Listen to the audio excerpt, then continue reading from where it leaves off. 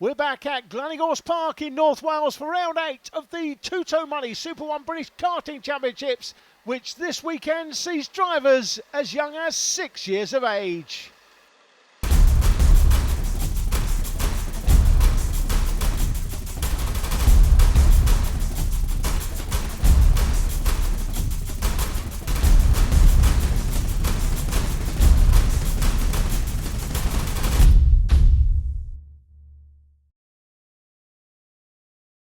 First race up today is the Bambino class for drivers from 6 years of age. Joining me, Dan Parker from the MSA Bambino Championship. Now, Dan, I think it's been pretty successful, this transition from timed racing to racing on track on a full grid.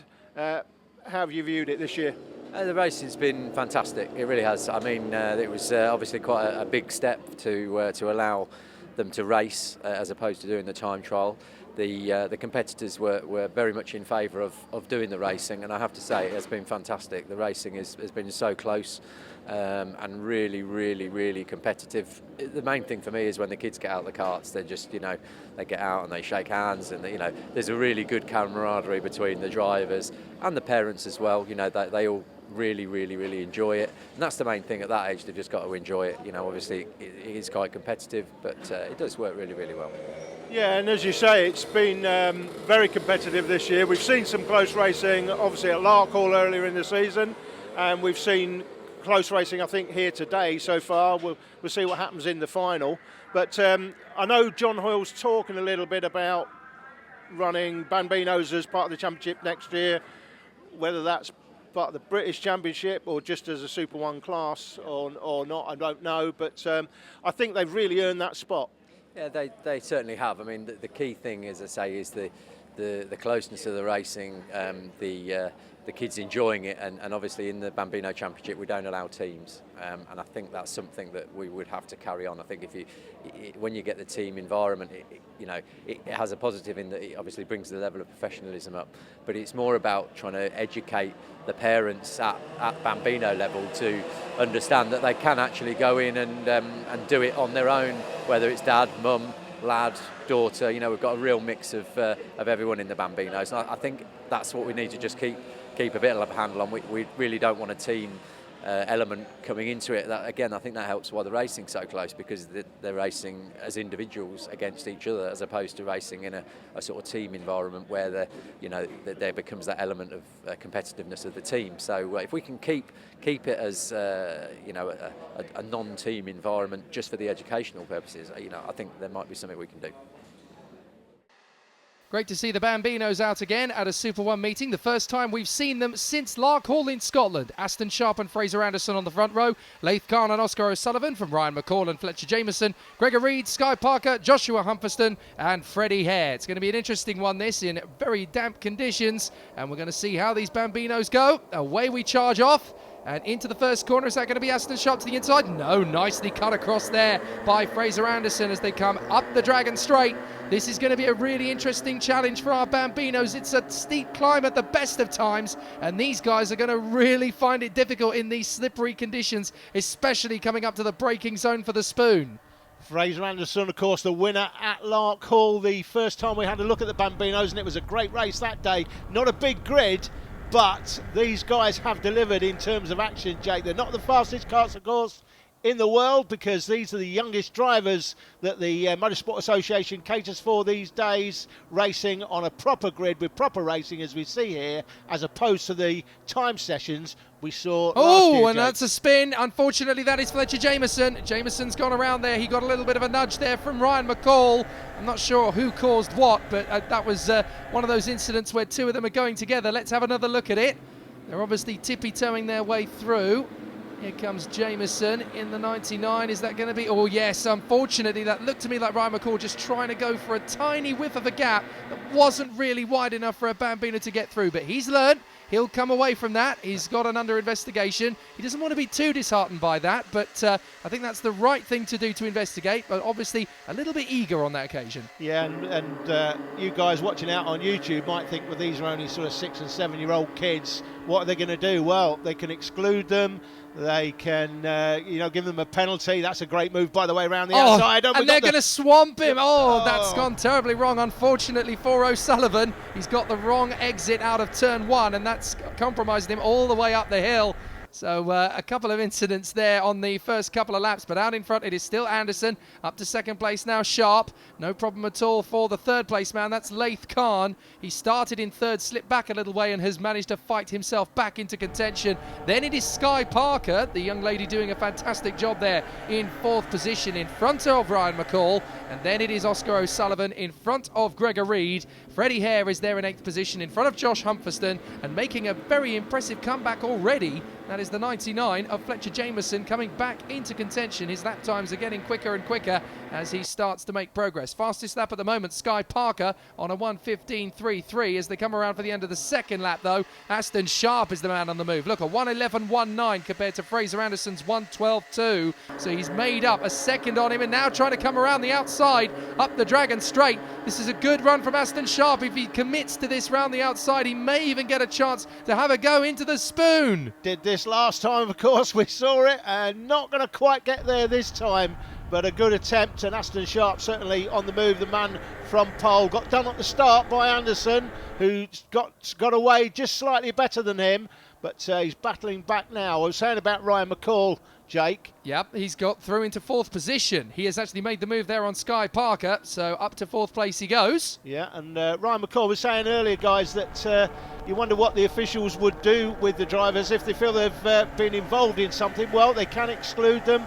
And of course, the one thing the MSA are keen on in this class, now that they've allowed them to race, they're keen that the kids keep it clean, and if there are any transgressions, if somebody runs into someone else, turns them round as we saw there, then the officials will take action. They will penalise them. They might give them a 5-place penalty. They could exclude them from the race because they do want them to learn at the very youngest of age that contact driving is unacceptable. Yeah, there's been a lot of good arguments for why the MSA Bambino Championship should allow actual racing to take place, and you've got to remember that these guys, they are very young, but they're not allowed to compete in racing at MSA Bambino until they've done, I think, the minimum of 6 events first as the time session, and then they get their license to basically bump up to the racing category. And that's a really good idea as well, because it gives them the idea, it instills in them the height of professionalism. You have to work to get to this level, but also, the MSA's race and respect policy, it starts here in Bambinos. They learn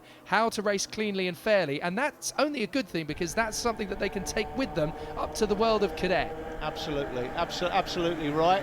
It's effectively like you race as a novice for a period of time. Khan down the inside. That is a great move by Laith Khan through to second place.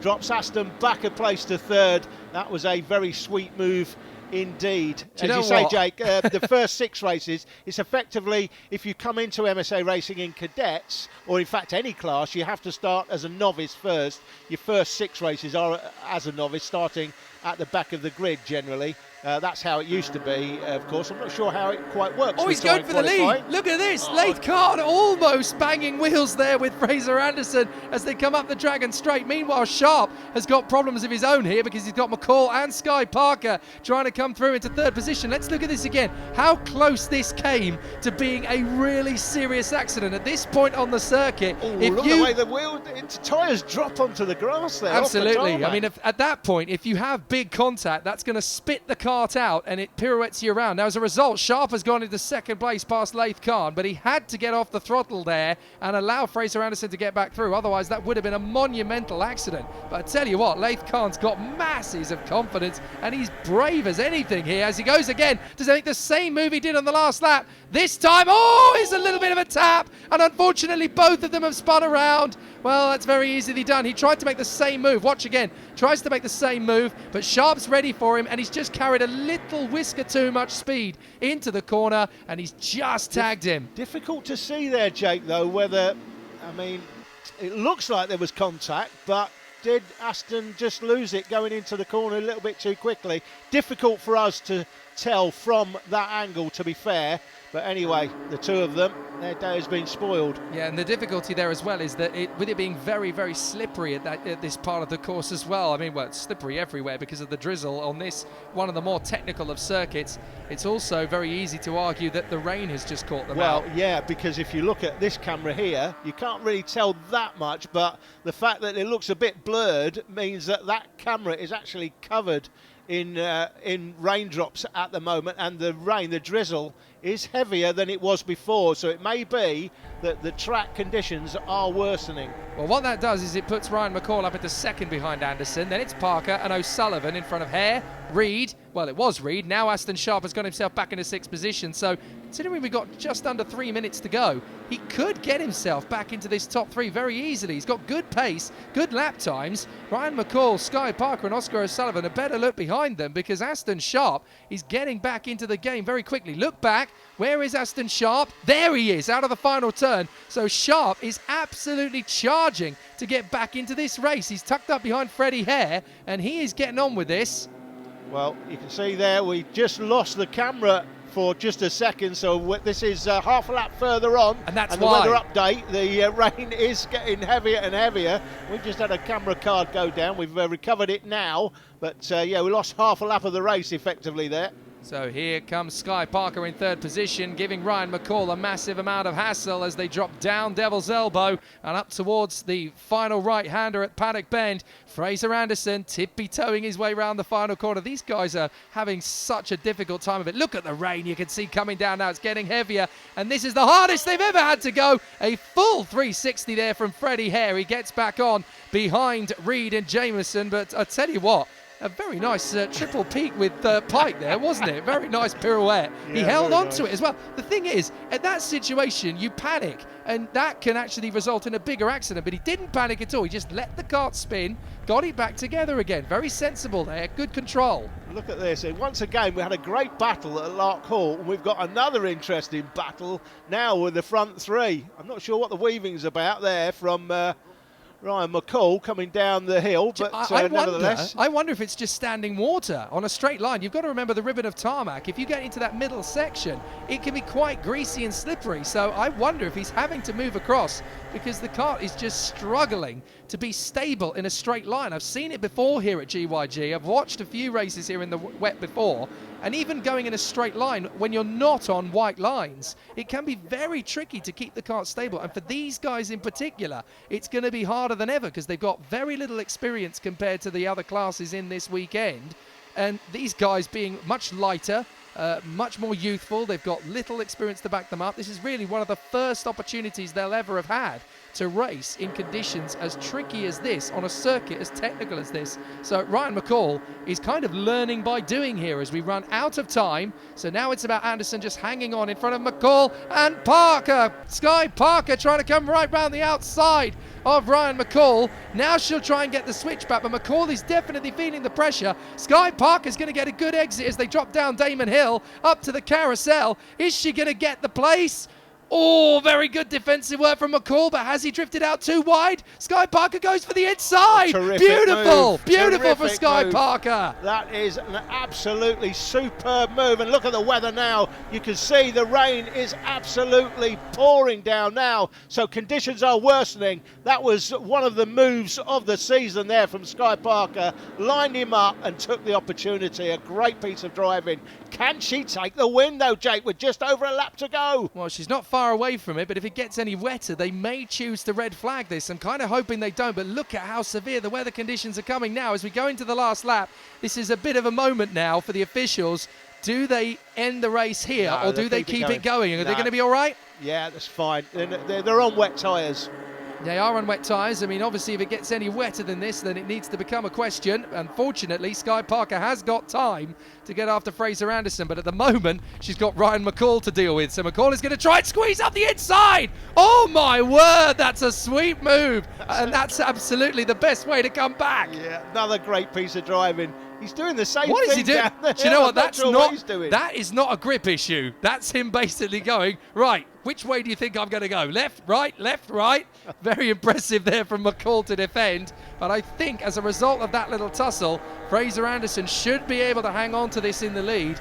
But who is going to get second? Is it McCall or Parker? Sky is doing a great job to try and come back on the inside, and I have to say, she is the latest young female racer to add to the list of great British talents that are coming through in 2018. But I think Fraser Anderson will just have enough in the final turn. Keep it together, Fraser. Keep calm. Perfect. Squirt of the throttle, and the checkered flag is yours. Brilliant. And a very happy Ryan McCall in second place. That was a champion's effort. Unfortunately, though, as we'll see from the official results, Jake, the investigation is in, and Ryan McCall, despite his young age, deemed by the officials to be at fault for that earlier contact. He gets a one-lap penalty for driving standards, but he's got to take the positives out of the weekend. That was still a terrific drive in difficult conditions.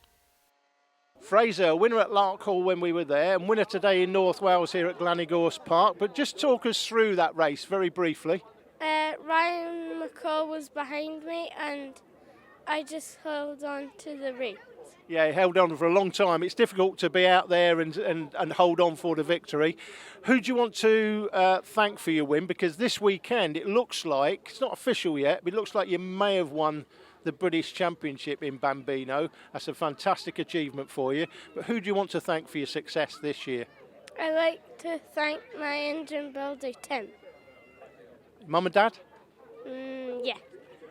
May as well. They're the reason you're racing, Fraser. So, coming up next, it's Army Cadets. But they're not going to like these conditions. It's getting worse.